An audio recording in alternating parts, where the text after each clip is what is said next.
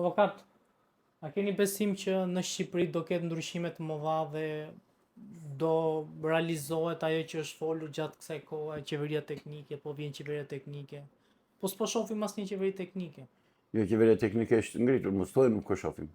Qeveria teknike u prezantua. Ligjërisht avokat. Ju lutem, po pse kë quan ligjërisht? Kështu pret që ta miratoj ai Bajambega? Për të marrë detyrën, ketë fuqi ekzekutive. Patjetër do ta marrë detyrën, po ty s'janë njohur zgjedhjet. Nuk të janë njohur zgjedhjet. Pra, kënë të pa bëra këto zgjedhje, të pa kryera. Atëherë nga kush preti që të bëhet ligjërisht? Nga Bajambega? Jo, zotëri. Nga i duti pronave ushtarake, pronave të ushtërisë që u ashiti oligarkëve, jo më zotëri. Do vej brenda dhe ai bashkë me të tjerët. Është bashkë hajdut dhe bashkë fajtor me të tjerët Bajambega. Kështu që qeveria teknike është ngritur, qeveria teknike u prezantua në sheshin Skënderbej përpara monumentit të Gjergj Kastriot Skënderbeut, është e ligjshme dhe e ligjshme është sepse e ka marrë miratimin e publikut atje, nuk pritet që të marrë miratimin e Edi Ramës. Se Edi Rama s'ka nge do vej të bredh pas George Sorosit edhe pas armiqve të betuar të kombit shqiptar. Dhe nuk e llogarit me njeri Edi Ramën. Edi Rama nuk di ku ka kokën tani. Zëvendës kryeministria e tia vajte në Greqi përse vate, ose vate për punë, shteti jo, ka vatur të padronët e saj, të kata që e fuqizuan, që nga me momenti që ishe shërbëtore në një familje në Glifad, ishte shërbëtore tek familja e ati Grekut që krijoi AMC-n para 28 sa vjetësh, e ndihmoi ai, u fut pastaj në për strukturat e shërbimit sekret grek, ajo është piune e Greqisë, zotëri, ajo ka gradën togere e IP-it, etniki pirësie pliroforion, shërbimi kombëtar informativ grek. Pra, ajo dhe të tërë këta tjerë do venë në burg. Mos mendoti se duhet të quhet e ligjshme qeveria teknike, se duhet ta miratoj Bariami apo Edvini, jo zotëri. Më e ligjshme s'ka ku shkon më. Tani mendohet dhe kërkohet ku do vendoset, ku do ketë selin qeveria teknike, e cila do organizoj vendin. Në zgjedhje do bëjnë ndryshimet kushtetuese, do bëjnë zgjedhjet për deputet dhe për senator, do zgjidhet dhe presidenti, do vej Shqipëria në kushtet në origjinë të saj, aty ku ka qenë në 1878 dhe përpara. Të tëra vilajetet shqiptare që ka qenë në atë kohë të banuara tërësisht nga shqiptarët, të tëra do t'i bashkojnë atë dhe u të mënë.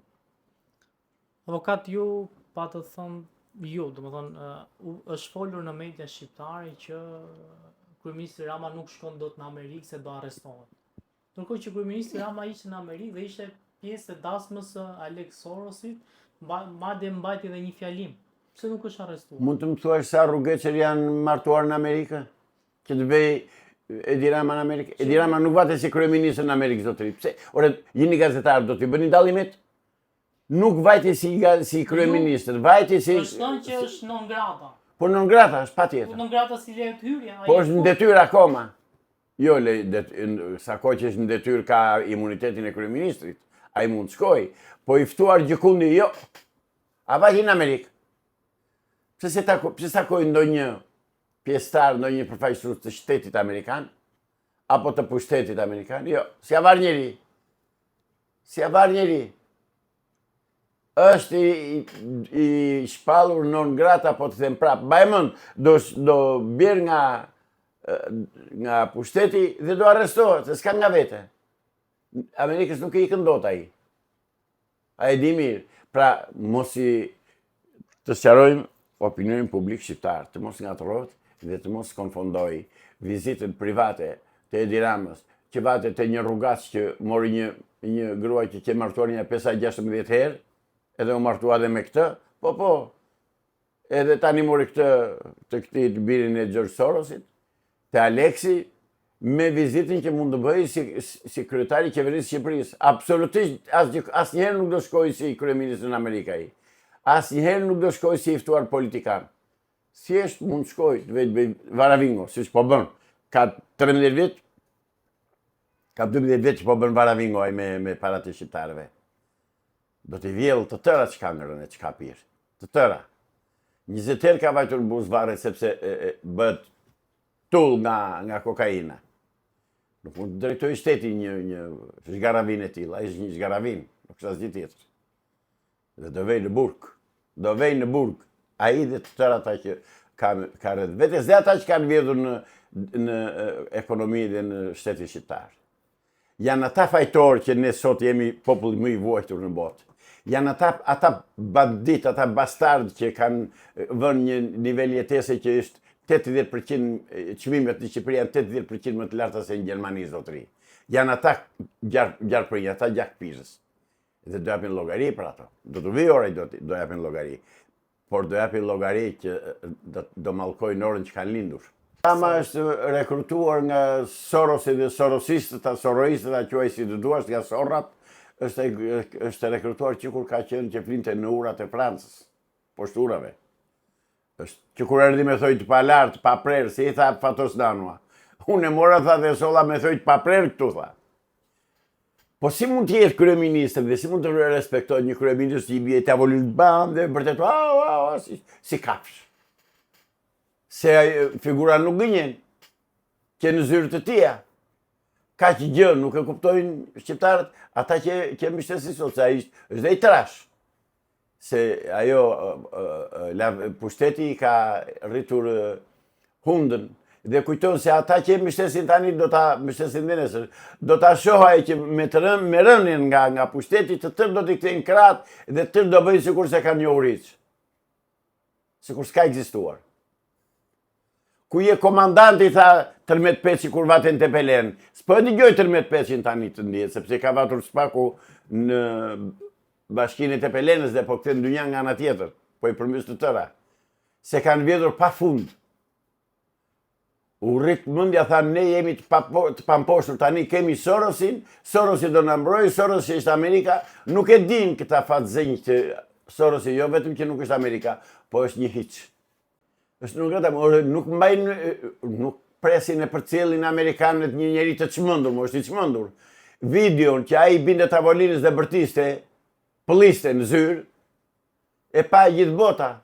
Si do ta mbështesin Amerikanët? Po ata se ulin veten aty, janë zyrtarë të një shteti 400 vjeçar, nuk janë zyrtarë të një republikë banane si që jemi neve, si shta ka ta disën neve pasardhësit e Verhoxhës dhe Trabizalis. Avokat, apo shkohet drejt një lufte të madhe, po themi, të tretë botërore, nëse Amerika përfshihet në Iran? Nuk ma merr mendja të përfshihet Amerika në Iran, për arsye se do përfshihet Kina pastaj në Iran. Sepse Kina, pjesën më të madhe të naftës, të karburantit, e merr nga Irani.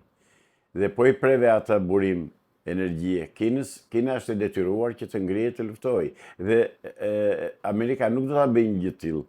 Unë e di që, jo e di, po e ndjej dhe e arsyetoj dhe e logjikoj që nuk mund të bëj luftë të tillë Amerika me Iranin për interesat e Izraelit. E kanë përkthjelur shumë Izraelin. Po Izraeli ka kaluar në krime më monstruoze se sa krimet e Hitlerit.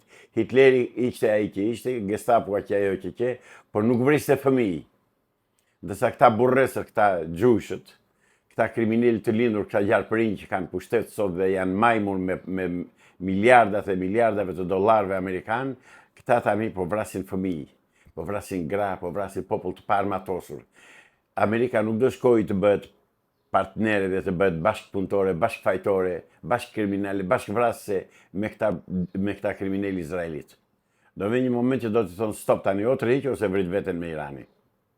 Sepse deri tani Irani është superior, deri tani. Mos shikoni propagandën që bën Izraeli dhe që bëjnë mjetet perëndimore, s'është e vërtetë. Deri tani superior në të gjitha është Irani. Është superior sepse në fundit ka dhe hapësirën të tillë që është shtet shumë i madh. Ka mundësi që të vendosi baza dhe armatime dhe ushtri ku do në gjithë hapësirën ajrore, sa do i fuqishëm që të jetë Izraeli, nuk mund të krahasohet me Iranin. Kërkojnë me çdo kusht të fusin Amerikën në luftë atje. S'besoj që ta hajë Amerika këtë karrem. Nëse ka i përplasje të madhe ku do futet në luftë Amerika dhe Kina, kush mendoni se ka fuqitë më të mëdha luftarake? Po do bën disa koalicioni pastaj. Se duke parë Rusia që Amerika mund të dalë i fort, do bashkohet me Kinën. Kanë dhe Korenë. Po Kina ka interesat e saj në Azi. Ka interesat e saj në Azi dhe në Taiwan. Dhe Amerika, ajo Kina këtë do që një çik të filloj lufta me Amerikën të vejë të vërsullet në Taiwan. Mos harrojmë që është 1 miliard banor Kina, 1 miliard e gjysmë. Është shteti armatosur i fuqishëm, e ka të tëra. Kështu që Amerika nuk do bjerë në atë kurth që po i ngrën izraelitët nëpërmjet Iranit. Mendoj unë, nuk e di, atë ka politikan të shquar, ka politikan të zot, ka strateg ushtarak, ka këshilltar të aftë, presidenti amerikan, dhe nuk besoj, nuk mendoj që do bjerë në kurthin e Izraelit, po e theksoj për të disa të herë. Ky është kurth izraelit, që në fund të fundit do t'i kushtoj para, ekonomi dhe gjak popullit amerikan. Po ka si shpjegohet që Amerika gjithmonë e ka mbështetur Izraelin, edhe pse shumë e ka bërë lufta dhe ka sulmuar popujt të tjerë që janë fëqij me të? Amerika, ose më mirë me thënë, miliarder amerikan, Rockefelleri me shok, kanë krijuar shtetin izraelit dhe kanë ndihmuar dhe kanë ushqyer, kanë forcuar vazhdimisht nga viti 1948 deri më sot. Mirë po, Izraeli nga një shtet që sa lindi, u fuqizua me njerë, u armatos, u trimërua, sepse pa që kishte një mbështetje të fuqishme, dhe u ngrit dhe po vret popujt e tjerë arab. Kjo ngritje e Izraelit, kjo luftë që po bën Izraeli, pa dyshim që do t'i bashkojë të gjithë popujt arab kundër tij. Dhe Amerika nuk ka asnjë lloj interesi që të kundërvihet kundër gjithë popujve arab.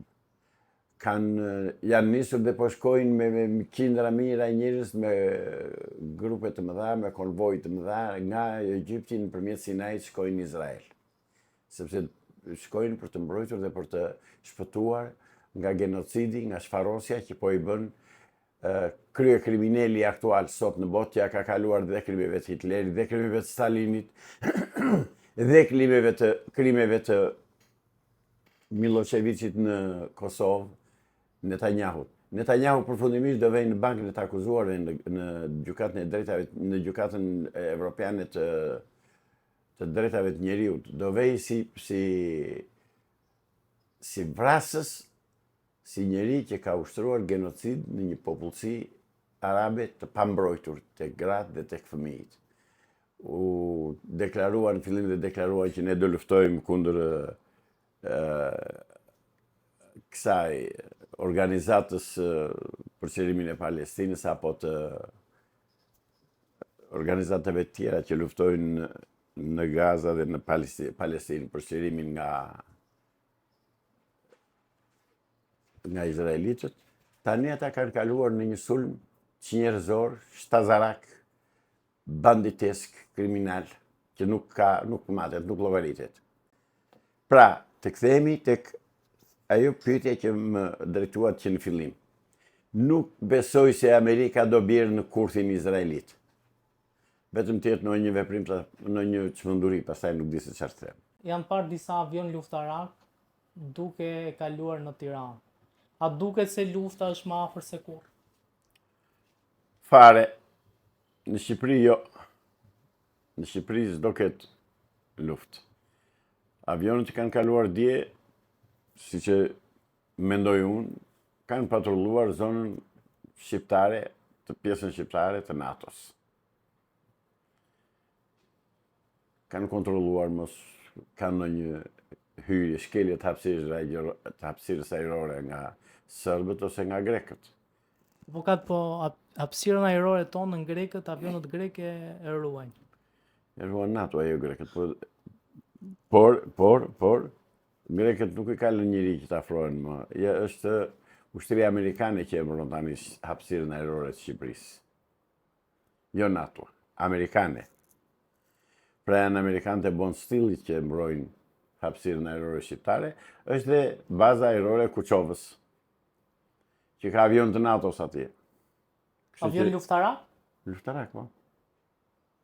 Ajo është bërë bazë moderne e ushtarake Kuçova, ashtu si që ka qenë dikur. A ka dini sa avion mund të jenë aty? A i sekret ushtarak. Dhe sikur ta dija nuk do ta thoshe.